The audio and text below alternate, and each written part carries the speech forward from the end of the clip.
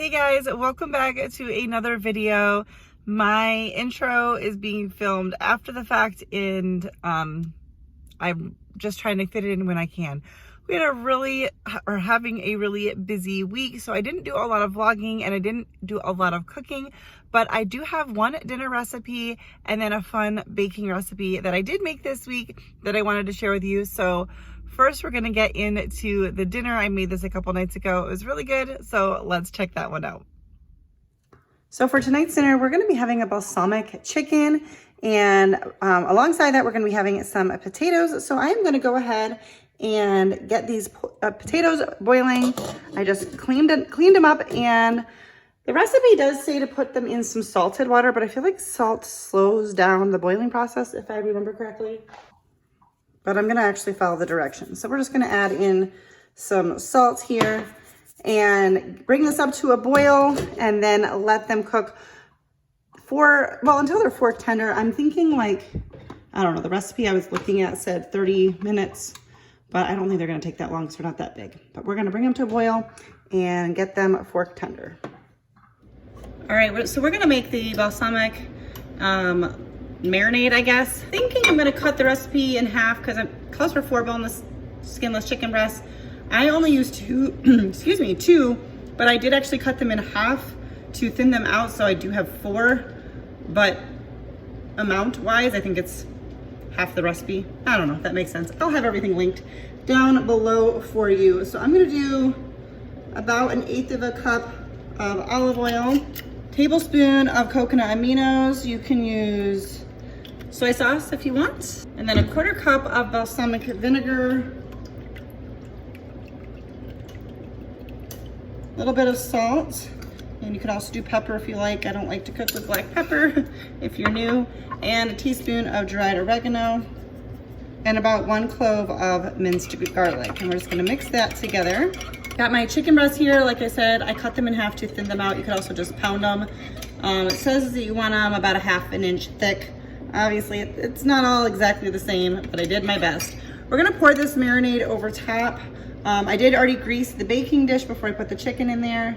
And we're gonna let this sit for a little bit before we put it in the oven. It says about, what did it say? About 10 minutes, if you have the time for it. So we're just gonna let this sit and then we'll move. I'll let you know. We're just gonna let this sit right now and just get all happy in there. All right, so I'm gonna take the chicken. It's been sitting for, I don't know, a little bit of time. I don't know, I don't actually have a clock. The oven has the temperature of the oven and the microwave has 3 seconds left apparently on it. Anyways, I have no idea how long it's been, but it's been a little bit. So I'm gonna put this in the oven at 400 degrees for about 25 minutes or until your chicken is done. The potatoes are just about done on the stove, so I'm gonna get some more of that prepared. I will have the recipe for the potatoes and the chicken in the description box below so that you can take a look at that and see exactly the right measurements. I'm adjusting it based on what I think we're gonna need for how much I'm making for us, but I have some melted butter in this dish. We're gonna add in some garlic, as well as some parsley. The recipe calls for fresh. I'm just using dried. We're just gonna mix that all together. I'm just gonna set that aside until we are ready for our potatoes, till they're done on the stove. All right, I've got my baking sheet lined with foil and I'm going to spray it with some cooking spray. I've got our potatoes cooked and drained. I'm just going to, ouch, try not to burn myself, and get them onto the pan here. And now you want to smash them with, you can use a small glass, a fork, a masher. You just don't want to completely do that. So, this is instructional. I want you to know what not to do. It's hard to get them just slightly smashed. It's kind of tricky. So be careful and also don't burn yourself. I feel like a fork does give more control of pressure. I've used glasses, like the bottom of a glass before, and I feel like it's really hard to control the pressure on that. So a fork is my recommendation, but do what you want. Try to push this one back together again. All right, we're gonna pour our butter mixture over each of these. think I had the perfect amount there. Sprinkle with some salt and pepper if you want. I'm not sure why, but it says to lightly spray with olive oil spray. It seems like not necessary with the butter, but we're gonna follow the instructions. I don't always do that. And then these are going to go in the oven also at 400 degrees for 10 to 15 minutes. So I'm gonna wait a few minutes because the chicken, I don't want the chicken to get done first. So I'm gonna wait just a little bit and get these in, but altogether they're gonna go in for about 10 to 15 minutes. And then we're gonna add something else and pop them back into melt. So stay tuned. Can you hear the potatoes sizzling? They were in the oven for 10 minutes. We're going to sprinkle them with some Parmesan cheese. I am using some like freshly grated Parmesan cheese, or well, it was grated yesterday, but it was grated by me. But use whatever you want. All right, we're gonna put these back in the oven for just about 5 minutes just to melt down that cheese a little bit. All right, there's the mashed potatoes out of the oven, the balsamic chicken, and then I just made up some side salads to go along with it. Here's the chicken and potatoes all plated up. I have to say, it smells delicious in here. I'm gonna go eat, but that's what's for dinner tonight. All right, and the next thing we're gonna do is make some muffins. I had seen several people, I know one of them was Jess from Jess and the Boys, and there was someone else too, but I can't remember who did some baking with blueberries recently, and I had some blueberries in the fridge that I needed to use up, and I didn't use any of those recipes that I had seen, but I just went online to find one that looked good and had ingredients that I had on hand, so I made some really yummy blueberry muffins that turned out really delicious, so let's check those out. All right, let's get started with these muffins. I have my oven preheating to 375 degrees. My neighbor is mowing the lawn, so you might be hearing that outside. I need 2/3 cup of white sugar, 1 egg, 1 teaspoon of vanilla, 1/2 cup, the recipe calls for vegetable oil. I melted down some coconut oil. There is a tricky thing with that is when it hits cold stuff, it may tend to want to harden up on you. So I'm just gonna mix this really quick. The egg was not room temperature. And I'm gonna add in some milk here as well.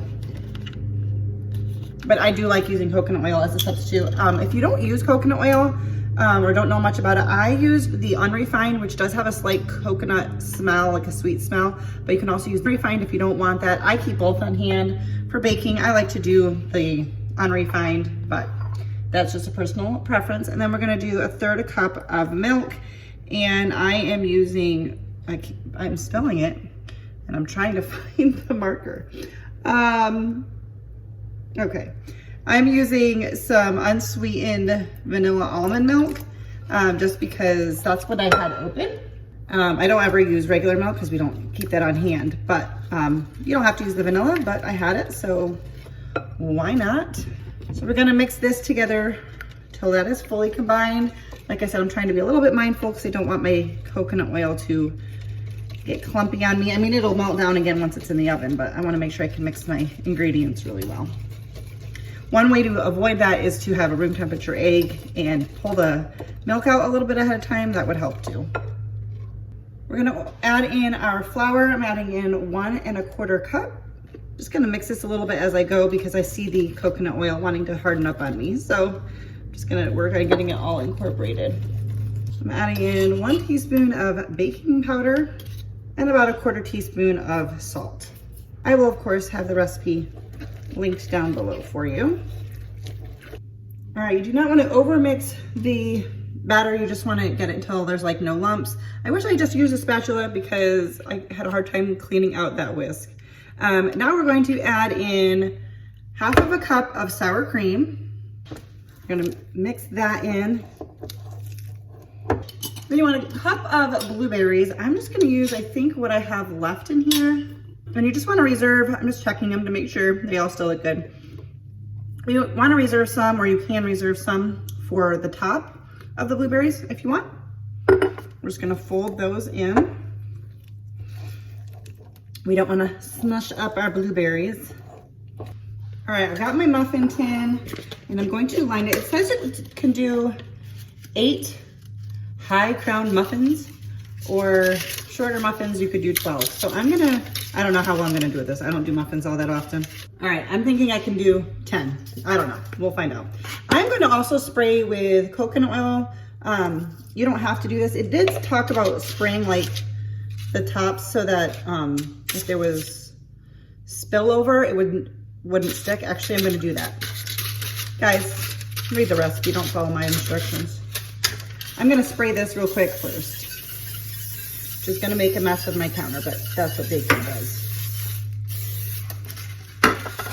The reason for that is, like I said, so that if you have spillover from the muffins, it won't stick to the pan. So I always see people use cookie scoops to fill their muffin tins nicely. So let's see if I can do that. Well, I'm off to a great start.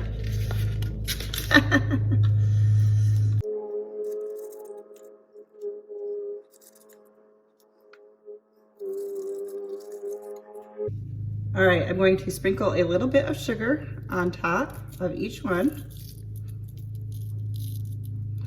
Get that nice, you know, crystally crunchiness on top. And then I'm just going to take, if I can, a couple blueberries and just kind of push them into the top of each one. We're going to put this in the oven at 375. Sorry, I keep hearing that lawnmower. I don't know for sure if you guys can hear it, but it keeps getting loud. 375 for about 25 minutes. They said it'll take a little bit longer if you use frozen blueberries, and obviously it'll take a little bit different time depending on how many muffins you make and the size of them. So I'm gonna probably check on them after 25 minutes or 20 minutes. Maybe I'll do 20 minutes, I'll check on them. Just to be sure we don't overcook them, and take them out as soon as the toothpick comes out clean. 25 minutes in the oven was perfect. Toothpick came out clean, and just letting them cool. And then I'm gonna give one a try. All right, guys, that is it. I hope you enjoyed those couple of recipes. I know it's kind of random because I'm doing all the talking from my car instead of the kitchen, but it is what it is. Busy weeks call for what they, you know, call for. So that's it. Thanks for watching. If you liked this video, give it a thumbs up, subscribe if you're new, and I'll see you next time. Bye, guys.